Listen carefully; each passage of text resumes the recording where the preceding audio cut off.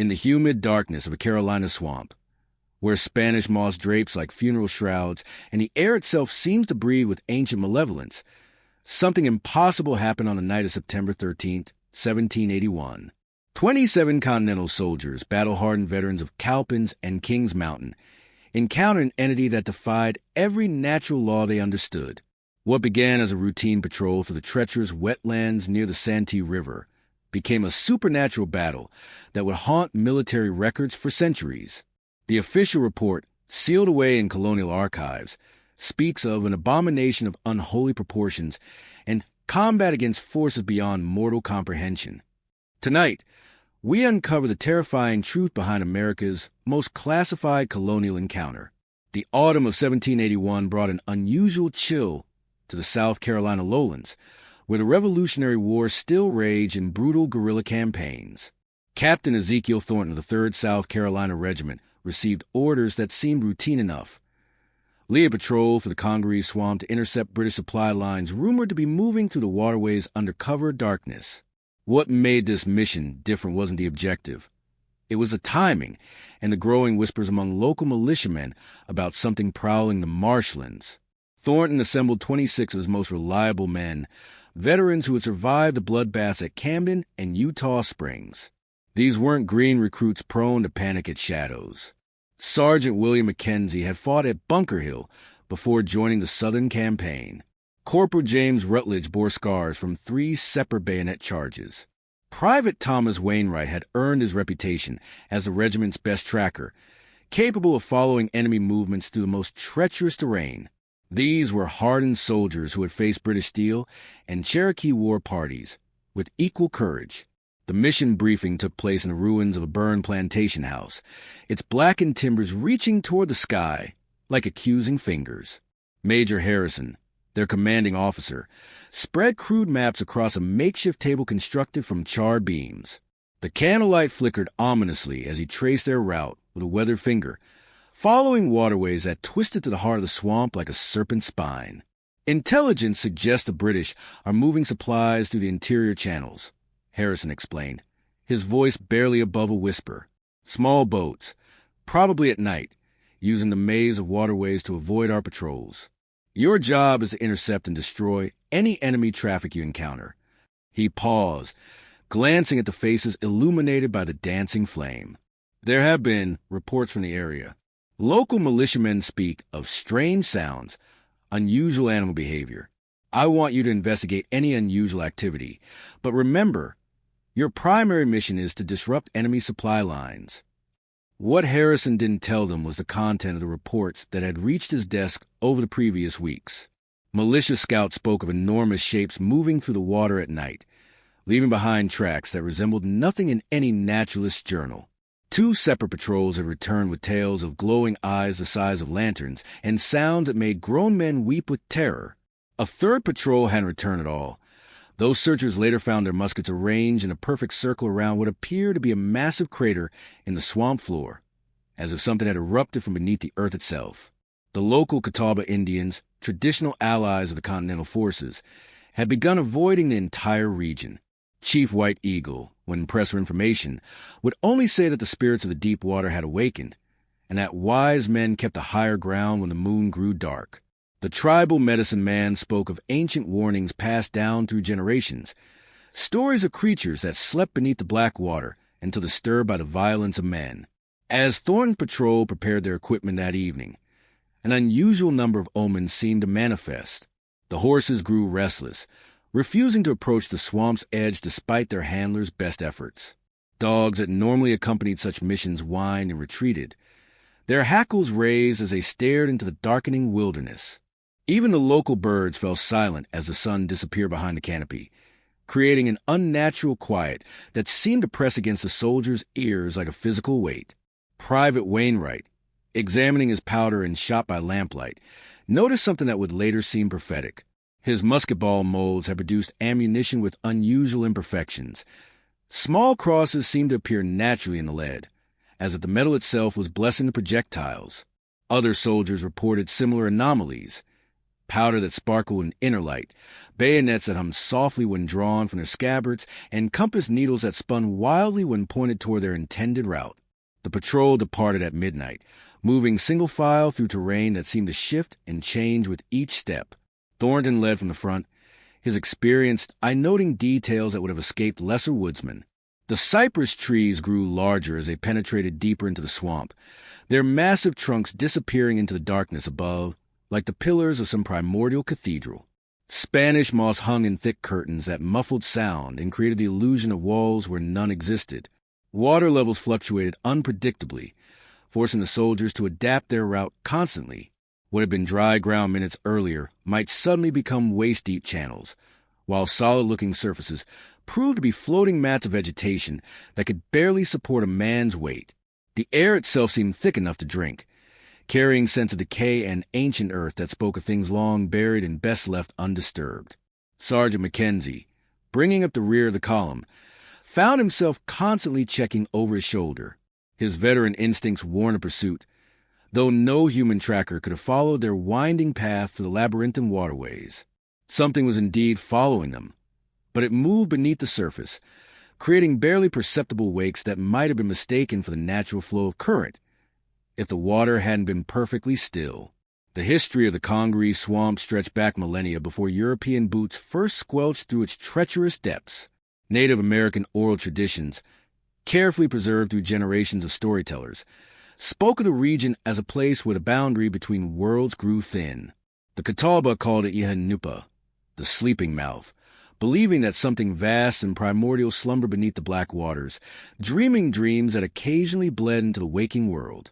Archaeological evidence, largely ignored by colonial authorities focused on more immediate concerns of war and survival, suggested that the area had been considered sacred and dangerous for over 1,000 years. Shell middens and ceremonial artifacts found along the higher ground indicated that native peoples had used the swamp's periphery for important rituals, but never ventured into its heart. Carved petroglyphs on ancient cypress stumps depicted serpentine forms of impossible size, their coils encompassing entire landscapes while human figures fled or prostrated themselves in apparent worship.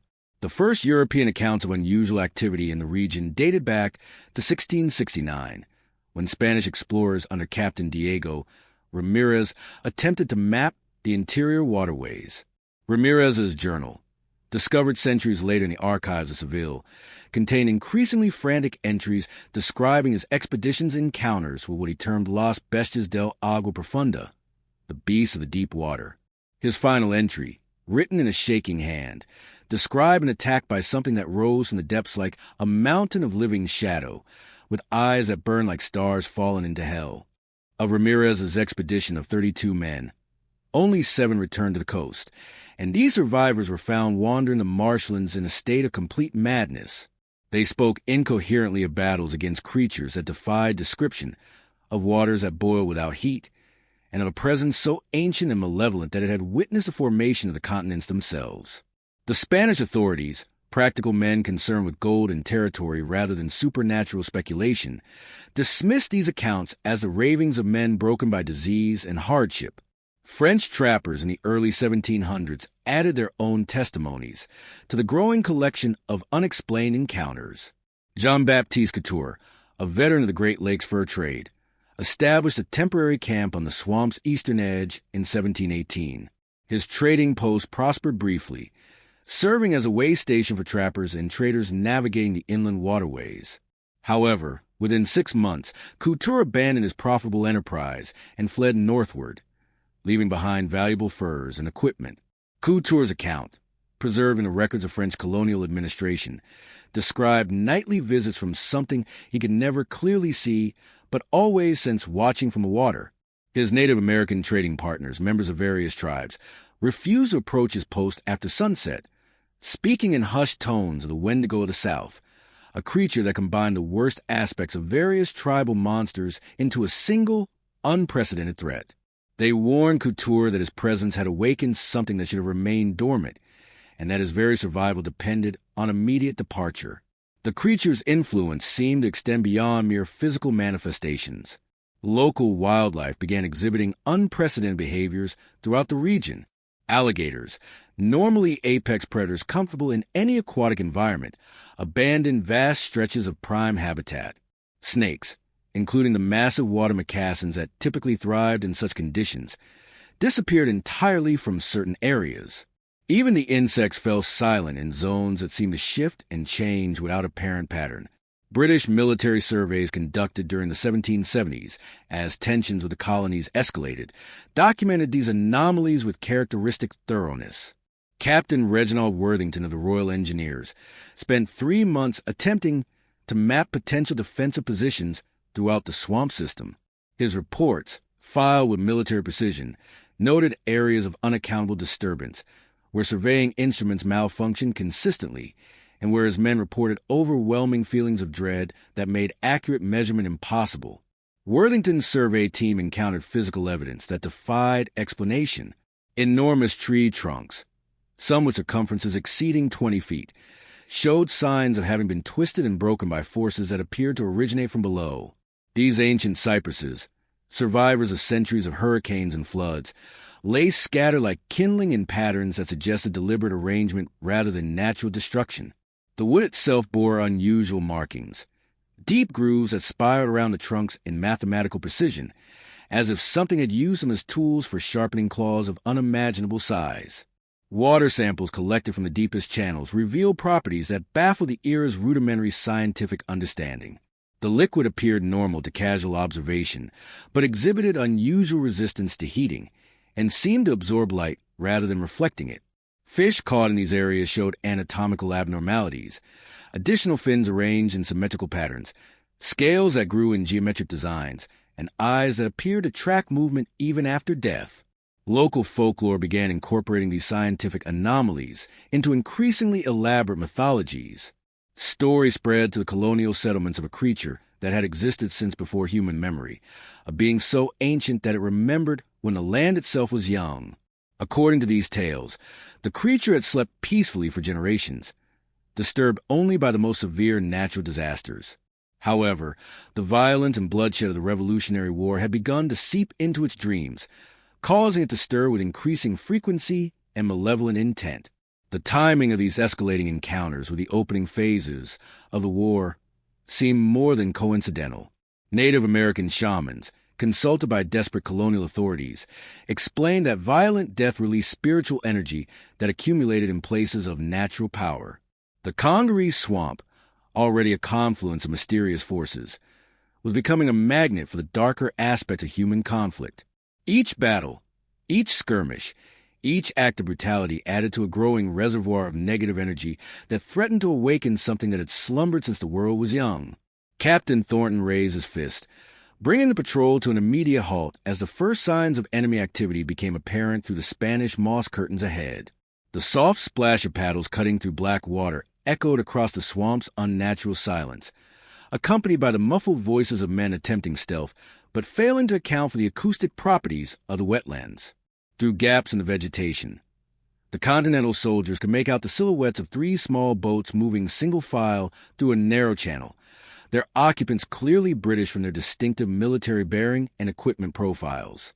Sergeant Mackenzie crept forward to join his captain, water reaching nearly to his waist as he navigated between the massive cypress buttresses that formed natural concealment. 12 men, maybe 15, he whispered, his experienced eye counting shapes in the dim starlight. Supply run by the look of it. Those boats are riding low with cargo. His assessment proved accurate. The British vessels carried ammunition, medical supplies, and gold intended to pay Cherokee warriors for continued raids against colonial settlements. The tactical situation appeared straightforward enough. Thornton's force held superior numbers and the advantage of concealment, while the enemy moved through a natural choke point with limited options for escape or maneuver. Standard military doctrine called for a simple ambush.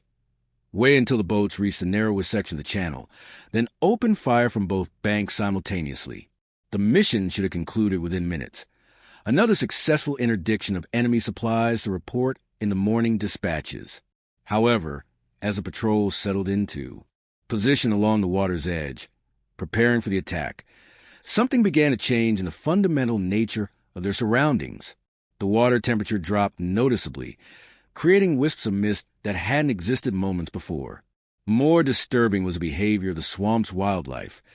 Creatures that had been maintaining their normal nocturnal chorus suddenly fell completely silent, as if every living thing in the area had simultaneously held its breath in anticipation of some unimaginable event. Private Wainwright, positioned on the eastern bank with his musket trained on the lead boat, felt the hair on his neck rise as an overwhelming sense of being watched settled over him like a burial shroud. His tracker's instincts, honed through years of wilderness survival, screamed warnings about predators in the vicinity, but when he scanned the surrounding area, nothing visible justified his growing unease. The sensation felt less like a human enemy and more like standing in the gaze of some vast, patient intelligence that viewed all human activity with the detached interest of a naturalist observing insects. Corporal Rutledge, crouched behind a fallen log on the opposite bank, experienced a similar phenomenon. His breathing became labored despite the lack of physical exertion, and his hands trembled with an irrational fear that seemed to emanate from the water itself rather than from any external threat. The black surface, previously still as glass, began to show subtle movement patterns that defied the area's complete lack of current. Concentric ripples appeared and disappeared without apparent cause, as if something massive was stirring in the depths far below. The British boats continued their approach, their occupants completely unaware that they were paddling toward what would become the most extraordinary military engagement in colonial history. Lieutenant Edmund Blackwood commanded the small flotilla, a competent officer whose primary concern was maintaining silence as they navigated through territory known to be contested by rebel forces. His intelligence reports mentioned increased Continental Army activity in the region, but nothing had prepared him for what was about to emerge from the primordial depths of the Congaree Swamp. As the lead boat entered the killing zone, Captain Thornton prepared to give the signal for his men to open fire. His right hand rose slowly, ready to drop in the gesture that would initiate the ambush, when the water around the British vessels began to glow with a sickly phosphorescent light.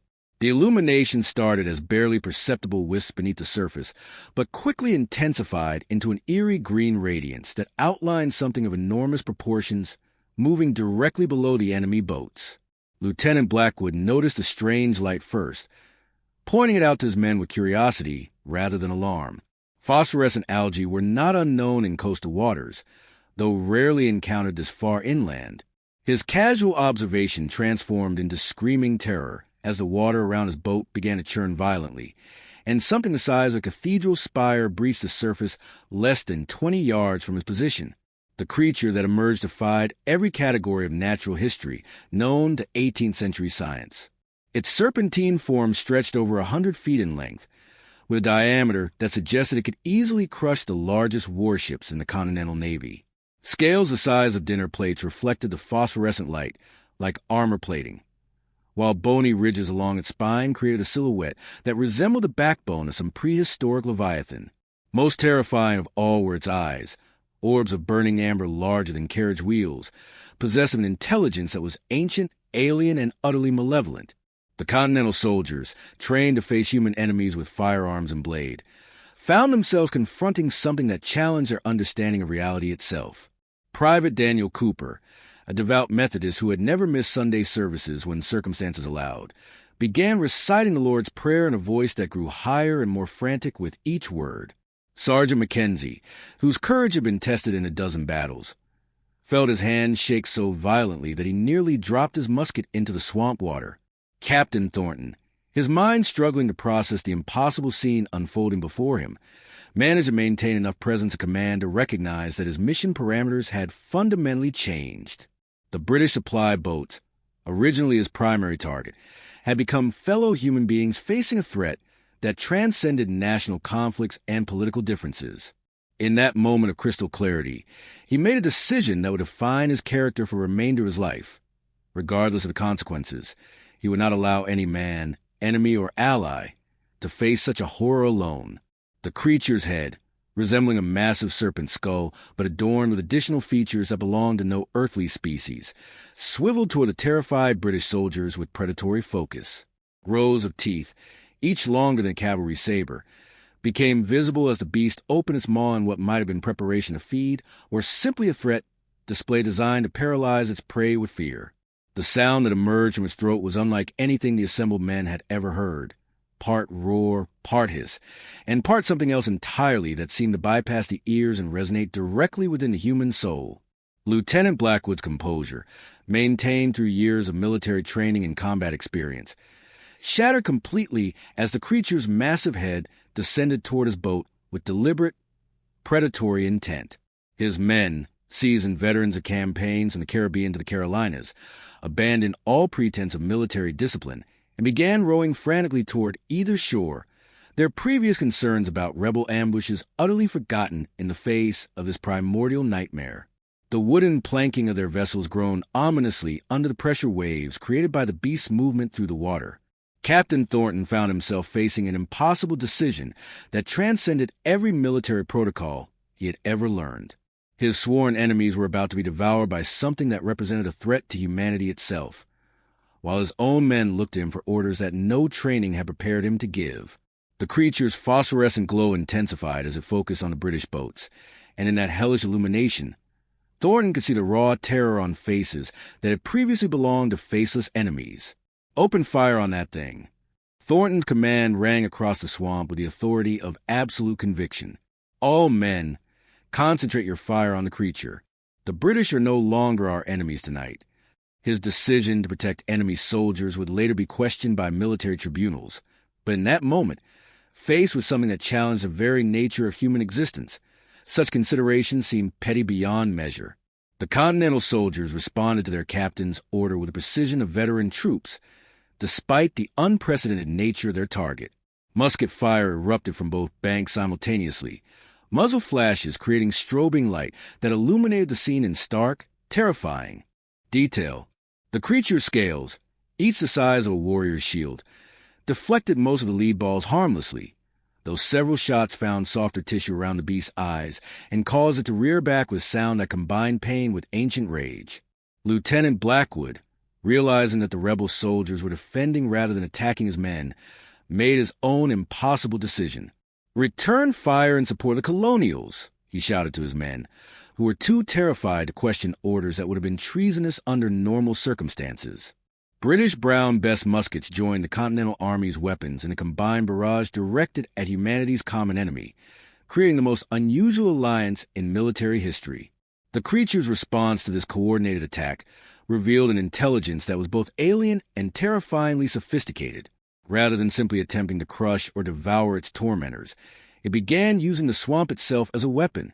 Massive coils, portions of its body that had remained hidden beneath the surface, erupted around the British boats and began creating whirlpools designed to drag the vessels and their occupants into the depths. Water displaced by its movements created artificial currents that threatened to sweep the Continental soldiers from their positions along the banks. Sergeant Mackenzie, his military instincts overriding his supernatural terror, began directing covering fire to allow the British soldiers to reach the shoreline. "Sustain volleys, boys. Keep that thing's attention while the redcoats get to solid ground." His pragmatic approach to the situation, treating it as a standard evacuation under fire, helped maintain some semblance of military order among men who were facing the impossible. Private Wainwright, whose tracking skills had identified countless human enemies in the past, found his expertise utterly inadequate for predicting the creature's movements. Its head would appear in one location only to strike from an entirely different direction, as if the beast possessed multiple attack points or could move through dimensions that human perception couldn't follow. His carefully aimed shots seemed to hit their mark, but the creature showed no signs of significant injury, despite dozens of musket balls finding their target. The British soldiers, abandoning their supply boats to the creature's wrath, struggled to the chest-deep water toward the eastern bank where Continental forces were providing covering fire. Corporal James Whitmore of His Majesty's 23rd Regiment of Foot found himself being hauled from the water by Private Thomas Jenkins of the 3rd South Carolina. Enemies turned allies through circumstances that would have been inconceivable hours earlier. Their mutual expressions of gratitude were interrupted by the creature's tail, a appendage the thickness of an ancient oak, which smashed through the space they had occupied seconds before. The beast's attacks seemed calculated to inspire maximum terror, rather than achieve quick kills. It possessed the power to destroy all the assembled humans within moments, but instead chose to toy with them, perhaps savoring their fear or testing their responses for reasons comprehensible only to its alien intelligence. When soldiers clustered together for mutual support, it would attack from unexpected angles, forcing them to scatter. When they spread out to avoid concentrated targets, it would strike at isolated individuals, forcing the others to choose between personal safety and collective defense. Captain Thornton and Lieutenant Blackwood, now fighting side by side behind a massive cypress buttress, attempted to coordinate their combined forces against an enemy that defied conventional tactical analysis. "Your men are good soldiers," Blackwood gasped between shots, his aristocratic accent strained by exertion and terror. "I've never seen Colonials maintain discipline under such unusual circumstances." Thornton's reply was interrupted by another attack that sent both officers diving for cover as claws the size of ship anchors raked the air where they had been standing. The creature's eyes, those terrible orbs of burning amber, seemed to focus on individual soldiers with personal malevolence, as if it was cataloging each human face for future reference. Men who met its gaze directly reported later that they felt as if their souls were being weighed and found wanting by something that predated human civilization by eons. Several soldiers, overcome by the intensity of that alien intelligence, began weeping openly while continuing to fire their weapons with mechanical precision. As the battle continued, it became apparent that conventional weapons were having minimal effect on their supernatural opponent. The creature bore dozens of musket ball wounds without showing significant distress, and its movements remained as fluid and powerful as when the encounter had begun. More disturbing still, the phosphorescent glow emanating from its scales seemed to be intensifying rather than dimming, suggesting that the combat was somehow energizing rather than weakening the beast. Private Cooper, still reciting prayers between shots, noticed something that would prove crucial to their survival. Each time combined forces achieved a truly coordinated volley, British and Continental soldiers firing simultaneously with perfect timing. The creature's glow flickered briefly, and its attacks became less precise for several seconds afterward. Whether this represented actual injury, disruption of some supernatural energy, or a simple surprise at effective human cooperation remained unclear, but it suggested a possible strategy for survival. The turning point came when Private Wainwright, his trackers, finally discerning a pattern in the creature's seemingly random attacks, recognized the tactical significance of their temporary alliance. "Captain," he called across the chaos of musket fire and inhuman roaring, "the beast retreats when we fire together. It fears unity more than our weapons." His observation, shouted over the sounds of supernatural combat, provided the first strategic insight that offered hope for human survival. Captain Thornton, seizing upon this crucial intelligence, began coordinating combined volleys with military precision despite the unprecedented nature of their situation. "Continental and British forces will fire alternating volleys on my command." His orders carried across both banks with the authority of absolute command. First volley, British forces ready fire. The disciplined crash of Brown Bess muskets echoed across the swamp, followed immediately by Thornton's second command. Continental forces ready fire. The effect was immediate and dramatic. Each coordinated volley caused the creature's phosphorescent glow to flicker and dim, while its attacks became noticeably less accurate and powerful. More significantly, the beast began showing signs of what could only be described as confusion, its ancient intelligence apparently unable to process the concept of natural enemies cooperating against a common threat. Its movements became hesitant, almost experimental, as if it was testing the reality of what it was witnessing. Lieutenant Blackwood, his tactical mind grasping the implications despite his terror, began refining the strategy with input from both British and Continental sergeants. Concentrated fire on the head and eyes, he shouted, his voice carrying clearly across the water. Maintain the alternating pattern. Don't let it anticipate our timing. The unusual sight of British and American officers coordinating their forces would have been remarkable under any circumstances, but witnessing it during combat against a supernatural entity elevated the moment to something approaching the mythological. As the battle evolved into a more structured engagement, disturbing details about the creature's true nature began to emerge. Sergeant Mackenzie, observing the beast's behavior with a veteran's eye for enemy patterns, noticed that its wounds were healing with visible speed. Musket balls that had penetrated its hide were being expelled by some internal process, while tears in its scales sealed themselves as the soldiers watched. "It's repairing itself," he called to Captain Thornton. "Every injury we inflict is temporary." More unsettling still was the creature's apparent ability to learn from their tactics. After several successful coordinated volleys, it began timing its attacks to disrupt their rhythm, striking just as soldiers were reloading or repositioning. Its intelligence was not only ancient but adaptive, capable of analyzing human military behavior and developing countermeasures within minutes of exposure to new strategies. The beast was, in essence, conducting its own tactical evolution in real time. Private Cooper, whose religious faith had sustained him through the darkest moments of the encounter, experienced what he would later describe as a divine revelation while reloading his musket behind a fallen log. The creature's reaction to unified human action suggested that it drew power from conflict and division, feeding on the negative energy generated by warfare and hatred. Their temporary alliance was not merely tactically effective. It was spiritually antithetical to the beast's very existence. "It feeds on our divisions," Cooper shouted, his voice carrying with evangelical fervor. "Every time we fight each other, we strengthen it. Unity weakens the beast more than bullets." His theological insight, delivered in the midst of supernatural combat, provided a framework for understanding why their alliance was proving effective against an enemy that conventional weapons could barely harm. The creature, as if recognizing that its nature was being revealed, launched its most devastating attack yet.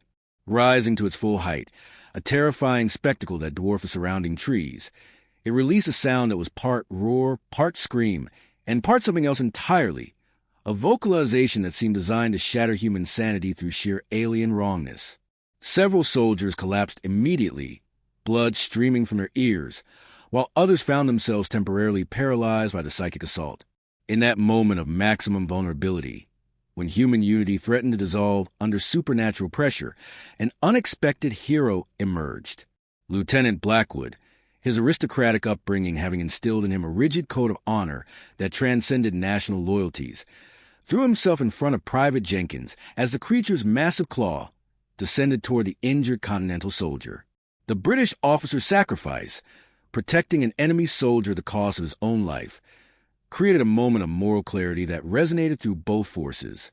Captain Thornton, witnessing this act of ultimate courage, felt something fundamental shift in his understanding of the conflict they were fighting. The Revolutionary War, with all its political complexities and national aspirations, suddenly seemed secondary to the broader struggle between human dignity and the primordial forces that sought to destroy it. In that instant of recognition, he made a decision that would define not only the remainder of the battle, but the rest of his life. Form square. Thornton commanded, using a tactical formation that required absolute trust between soldiers. British and Continental forces, alternating positions.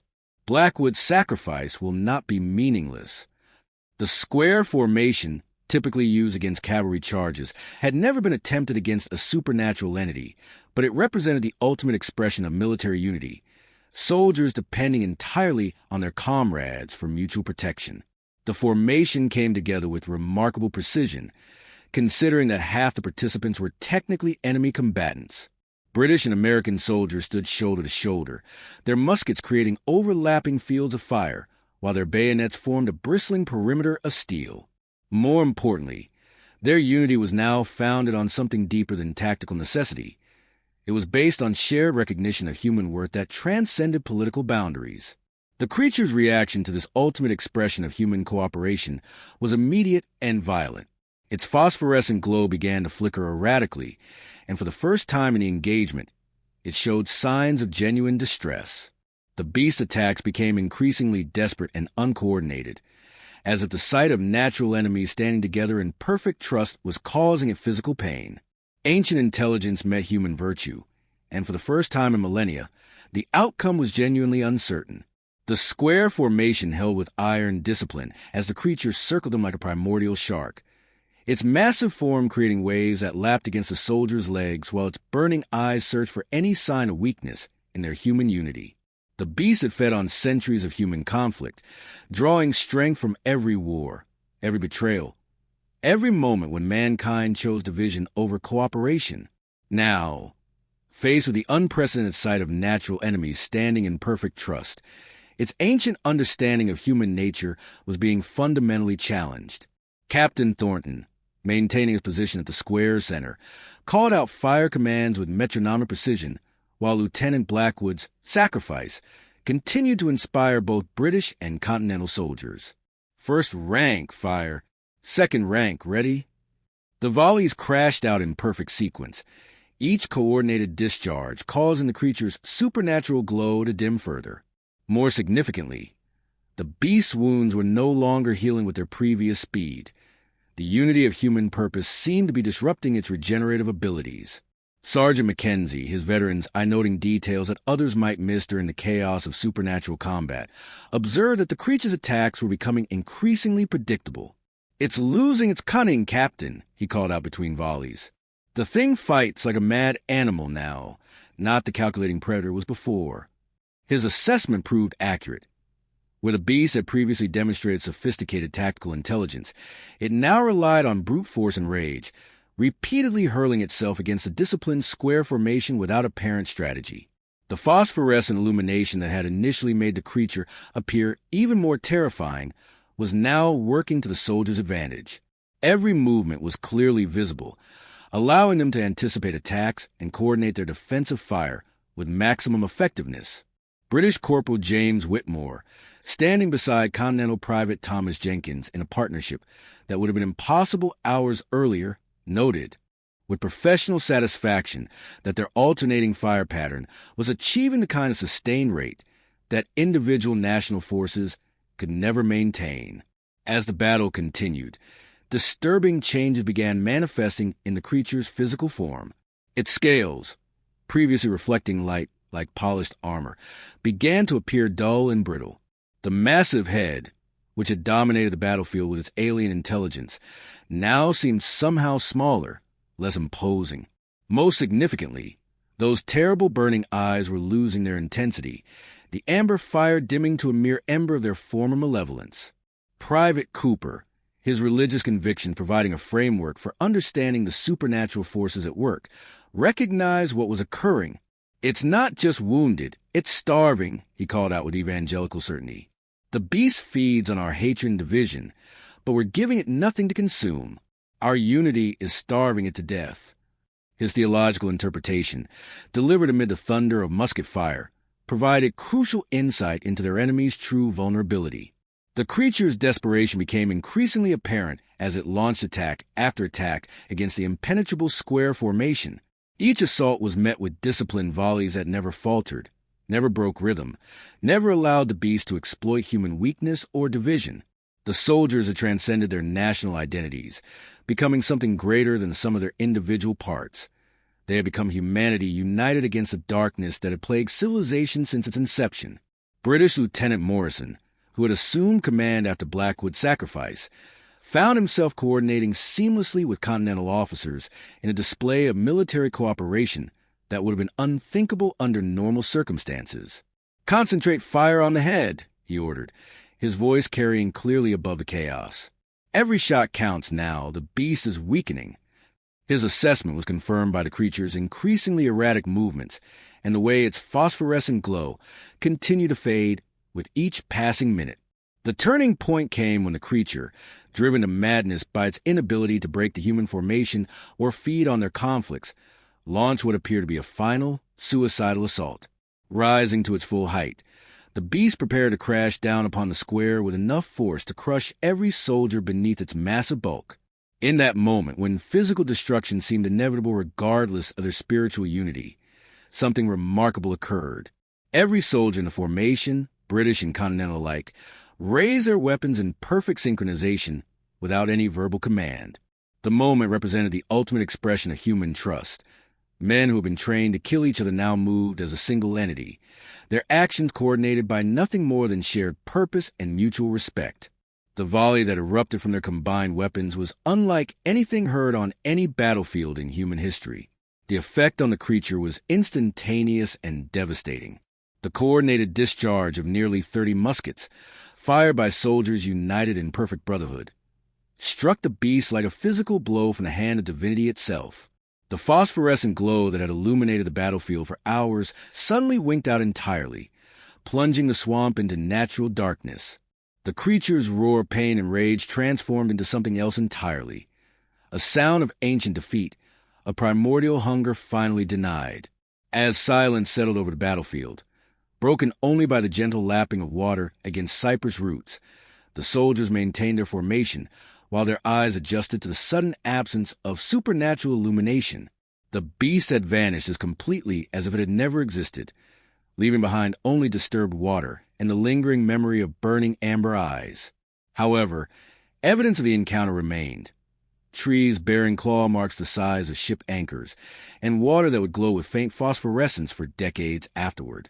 Captain Thornton, his voice carrying clearly in a natural quiet that had replaced supernatural chaos, issued his final command of the engagement. Order arms. Stand down. The formal military phrase seemed inadequate to mark the end of such an extraordinary battle, but it served to return the soldiers to their human identities after transcending them in the face of impossible circumstances. The immediate aftermath of the battle was marked by a strange mixture of exhaustion, relief, and awkward recognition of their return to technically hostile status. British and Continental soldiers who had stood shoulder to shoulder against humanity's ancient enemy now faced the uncomfortable reality that they would likely be shooting at each other again within days or weeks, depending on the movements of their respective armies. The official reports filed in the aftermath of the Congaree Swamp encounter presented military historians with documents unlike anything in the annals of warfare. Captain Thornton's account, submitted to Continental Army headquarters 3 days after the battle, represented a masterpiece of understated military prose attempting to describe events that defied rational explanation. His report, classified immediately upon receipt and sealed in archives for over 2 centuries, began with the standard format of enemy contact and engagement, but quickly evolved into something approaching mythology. At approximately 0200 hours on September 14th, patrol elements encountered hostile forces of unknown origin and unprecedented capabilities, Thornton wrote, his careful military language struggling to convey the supernatural nature of their opponent. Enemy demonstrated resistance to conventional weapons and employed tactics outside standard military doctrine. Temporary tactical alliance with British forces proved necessary for mission completion and personnel survival. The report continued for 12 pages, each paragraph growing more extraordinary while maintaining the dry, professional tone required by military bureaucracy. Lieutenant Morrison's corresponding British report, filed with His Majesty's forces in Charleston, provided a remarkably consistent account that corroborated every major detail of the American version. Encountered unprecedented enemy entity while conducting supply mission through interior waterways. His document began with characteristic British understatement. Creature of unknown classification attacked vessels with apparent intent to destroy all personnel. Colonial forces provided crucial assistance, resulting in successful resolution of engagement. Both reports were immediately classified at the highest levels, deemed too sensitive for general military consumption. The physical evidence left behind by the encounter proved as problematic for military authorities as the written accounts. The abandoned British supply boats, recovered the following day, bore damage that no earthly creature could have inflicted.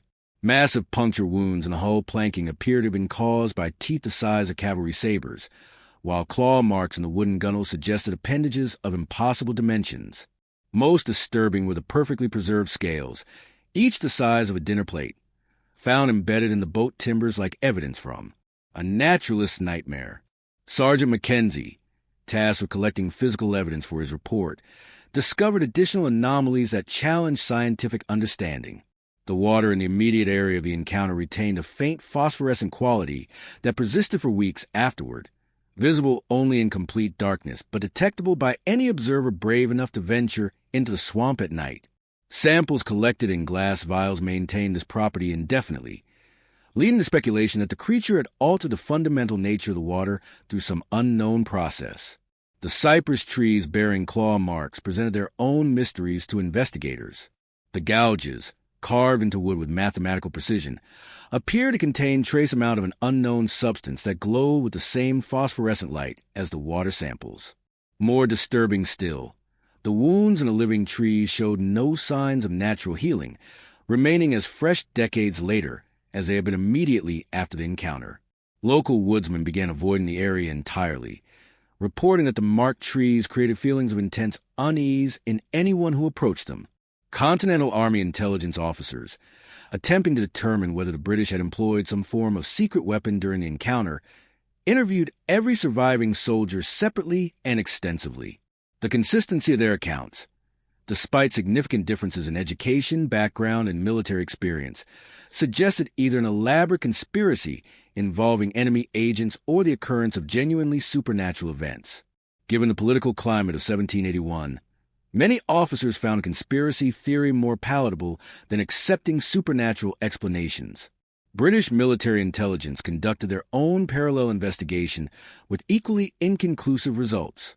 Lieutenant Morrison and his surviving men were questioned repeatedly about possible Continental Army involvement in what appeared to be an elaborate ruse designed to capture British supplies through false cooperation. However, the genuine terror displayed by American soldiers during the encounter, combined with their willingness to risk their lives defending British personnel, argued against any form of deception or staged combat scenario. The broader implications of the encounter began manifesting in unexpected ways throughout both military organizations. Soldiers who had participated in the battle developed reputations as exceptionally reliable and trustworthy, their willingness to cooperate with former enemies under extreme circumstances marking them as men of unusual character. Several received promotions based partly on their demonstrated ability to maintain discipline under impossible conditions, while others found their accounts serving as informal leadership training for junior officers. More significantly, the Congaree Swamp encounter began influencing military thinking about the nature of warfare itself.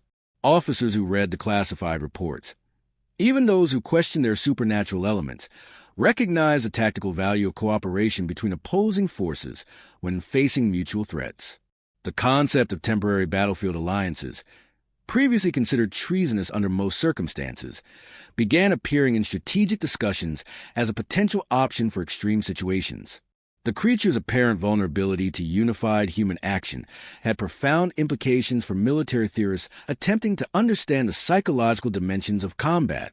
If an enemy could be weakened through cooperation and strengthened through division, then traditional concepts of warfare as purely adversarial competition required fundamental revision.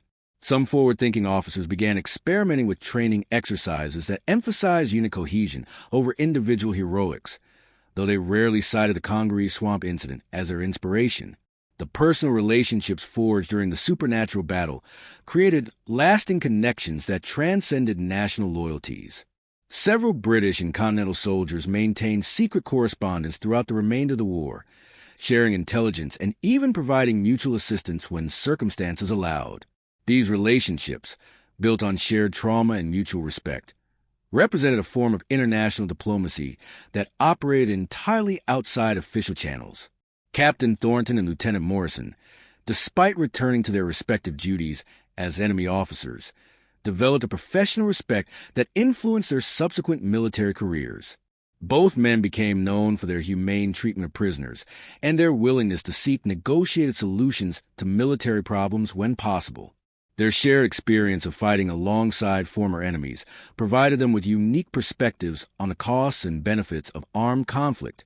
The medical reports filed by Army surgeons treating soldiers who had participated in the encounter revealed additional anomalies that military medicine was unprepared to address. Men who had been exposed to the creature's phosphorescent glow showed no signs of physical injury, but many reported enhanced night vision that persisted for months afterward. Others claimed improved hearing and an unusual ability to sense approaching storms or changes in weather patterns, as if their encounter with the supernatural had awakened dormant human capabilities. The years following the Congaree Swamp encounter witnessed a gradual transformation in how both British and American military establishments approached the documentation and analysis of unusual battlefield events. What began as an isolated incident requiring maximum secrecy evolved into a case study that influenced military thinking for generations, though always within the highest classification levels and never acknowledged in public military discourse. Captain Thornton, promoted to major following his exemplary conduct during the supernatural engagement, spent the remainder of his military career developing protocols for what he termed asymmetric threat response, military procedures designed to address enemies that operated outside conventional parameters. His training manuals, classified for over a century, emphasize the critical importance of unit cohesion when facing opponents whose capabilities exceeded standard military understanding. Without explicitly referencing supernatural entities, his work prepared future officers for encounters that might challenge their fundamental assumptions about the nature of warfare. Lieutenant Morrison, similarly promoted within the British military hierarchy, became a leading advocate for what the Crown's military theorists called collaborative battlefield doctrine. His reports to the War Office, carefully worded to avoid supernatural implications, argued that certain extreme tactical situations might require temporary alliances with opposing forces when both face mutual threats to human survival. This revolutionary thinking contributed to the development of prisoner exchange protocols and battlefield mercy agreements that would later influence international military law. The physical evidence from the encounter continued to generate controversy within scientific circles for decades after the war's conclusion. The phosphorescent water samples, preserved in the archives of both the Continental Army and British forces, retained their unusual properties long enough for post-war researchers to conduct extensive analysis. Dr. Benjamin Harrison, a natural philosopher associated with the American Philosophical Society, spent 3 years attempting to understand the water's unique characteristics before concluding that they represented properties of matter as yet unknown to natural science. The scales recovered from the British supply boats presented even greater challenges to scientific understanding. Each specimen, roughly circular and approximately 10 inches in diameter, possessed a crystalline structure that appeared organic, yet exhibited properties typically associated with mineral formations. When exposed to heat, they glowed with the same phosphorescent light witnessed during the encounter, but showed no signs of degradation or chemical change. Attempts to cut or damage the scales proved futile. They appeared to be constructed from material harder than any known substance. Dr. Morrison Patterson, the British Empire's leading authority on natural history, examined the scale specimens during a secret Royal Society investigation conducted in 1789. His conclusions, documented in papers that remained classified until the 20th century, suggested that the materials represented either biological formations from species unknown to current scientific classification or evidence of natural processes operating according to principles not yet discovered by human inquiry. Both possibilities challenge fundamental assumptions about the natural world. The marked cypress trees became the focus of ongoing investigation by both military and civilian researchers throughout the post-war period.